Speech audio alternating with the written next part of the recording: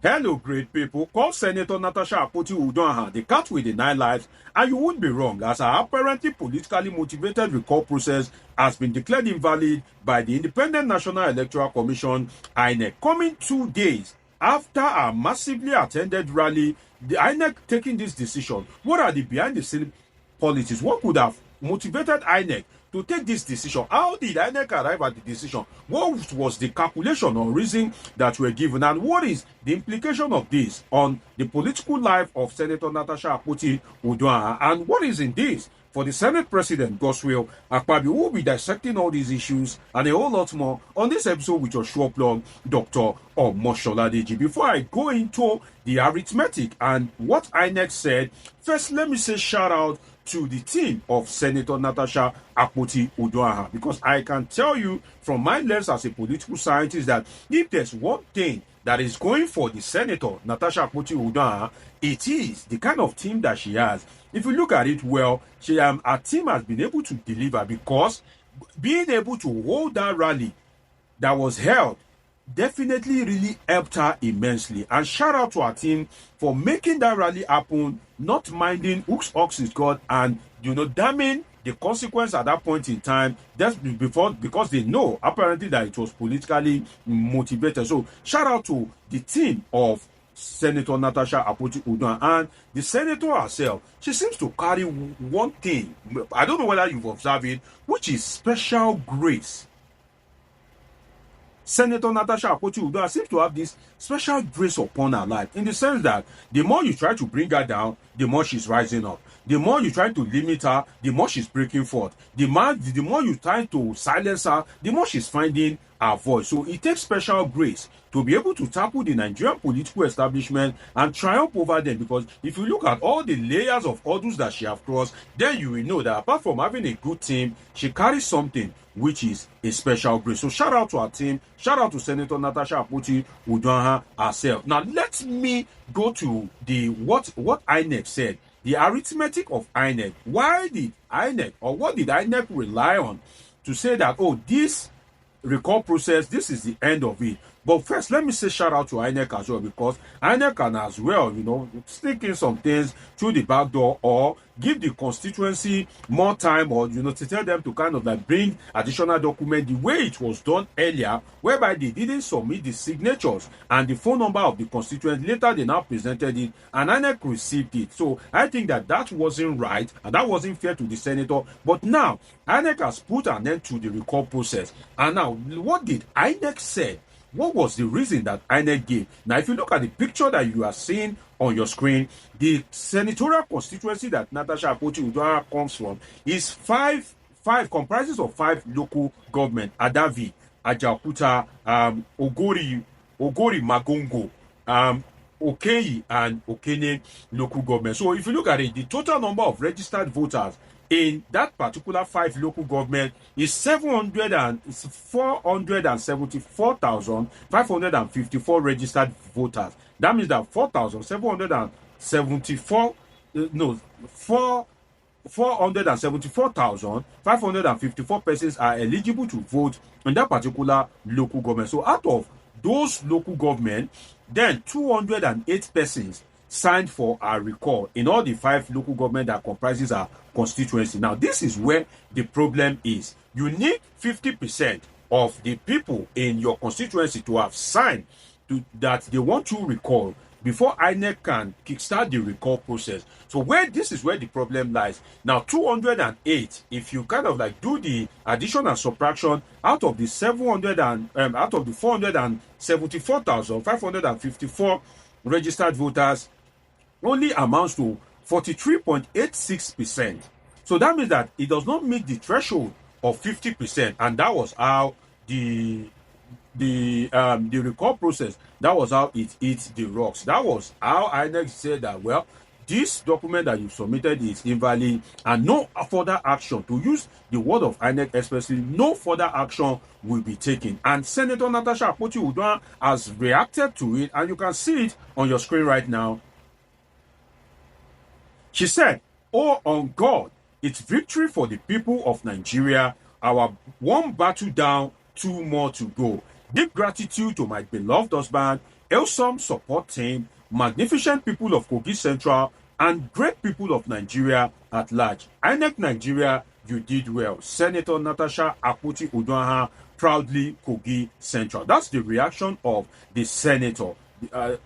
This is great victory for her because, as I said earlier, it is not easy to tackle the establishment in Nigeria and be able to triumph over them. But one thing that we need to look at is, the politics that shape this recall process. You had an issue with the Senate president. There are a lot of senators on that red chamber that are not performing as Senator Natasha Akpoti-Uduaghan. In fact, some are even winning election miraculously from their constituencies. And you want to imagine that, is this the best that these constituencies can provide? And within a little time that the senator, was sworn in after emerging victorious at the election tribunal, after recovering her mandate, she has been doing wonders for her people. And all of a sudden, the election that brought in the Senate, that made her a senator, had about over 100,000 votes. And within 2 days, you were able to gather 250,000 signatures. 250,000 signatures. Is it not from that constituency that we are seeing? From this large crowd that, welcomed her at our rally. So you want to imagine, how were you able to gather 250,000 signatures within 2 days? For clarity, let's get something right. It will take you about a year for you to register voters, declare paste the list of registered voters, and also to be able to conduct the election and everything summarily, like about a year. And a lot of campaign would have been done. Campaign will go on for about 6 months. So I would, despite all the campaign, all the door-to-door everything, 100,000 votes within a space of 6 months political activity.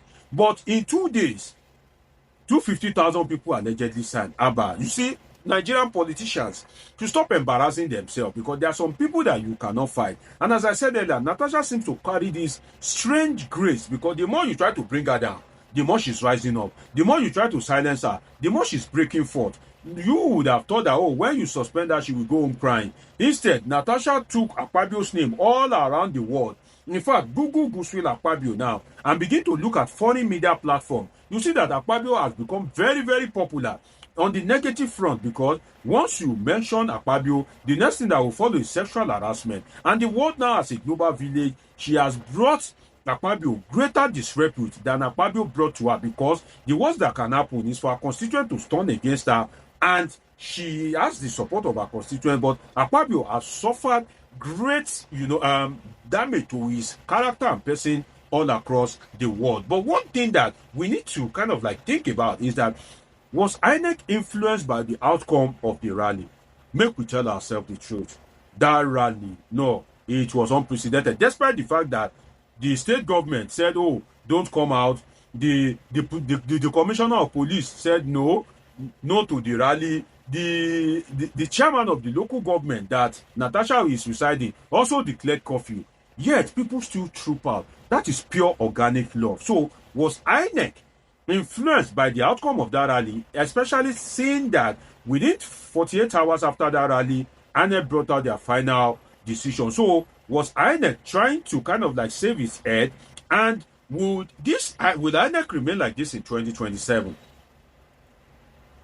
Because I'm sure that Nigeria will want to see this kind of action from INEC in 2027. If Nigerians troop out to support a candidate, even if that candidate is not the incumbent, if it's not Bola Ahmed Tinubu, if Nigerians troop out to support a candidate and they decide to give their support to that candidate, will INEC let their voice, would INEC let their voice sail through, just as it has sailed through for Senator Natasha Akpoti-Uduaghan? So kudos to INEC, but this is not the real test case. The real test case is in 2027. But one thing that I thought about, I don't know whether you've thought about it, is I hope that Yahaya Bello's alliance with the Senate President Godswill Akpabio is not for him to have a soft landing in his corruption trial. I hope that Yahaya Bello is not aligning with Godswill Akpabio so that he can have, a soft landing in his corruption trial, because Akpabio seems to have some strange, unusual network, because the Arise interview making the round, where Senator Elisha Abo stated that Akpabio told him that 5 senators will go,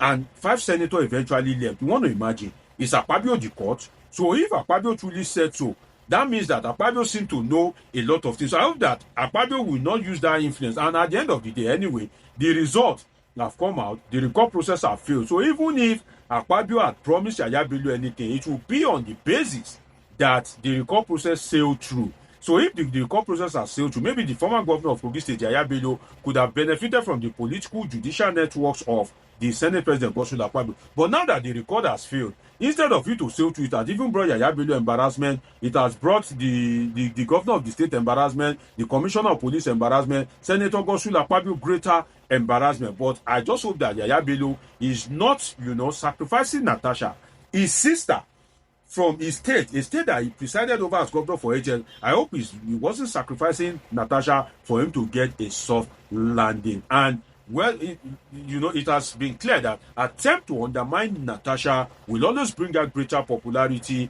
and greater glory. And one thing I can say is that Natasha has become a pain in the neck for the Senate President Godswill Akpabio, because with the recall process having failed, that means that Natasha is the pain in the neck that Akpabio has to deal with, has to cope with as a fellow senator till 2027. And Natasha has shown that she is not going to back down. Nobody can silence her. She will keep advocating, she will keep speaking, and she will keep revealing secrets, and she will keep providing, dishing out more embarrassment to the Senate President so far as he is unwilling to answer up her case. Well, one thing I can tell Akpabio is beware. Natasha has nothing to lose. You are the Senate President, and some of the people that are supporting you will use Natasha's case against you in 2027 when you want to seek re-election as the Senate President. So beware of the people around you. I wish Senator Natasha Akpoti-Uduaghan the best. It's been an interesting time with you on this episode of Politics with Dr. Deji. Subscribe, turn on your notification button, catch up with my past videos. See you in my next video. I love you all sincerely.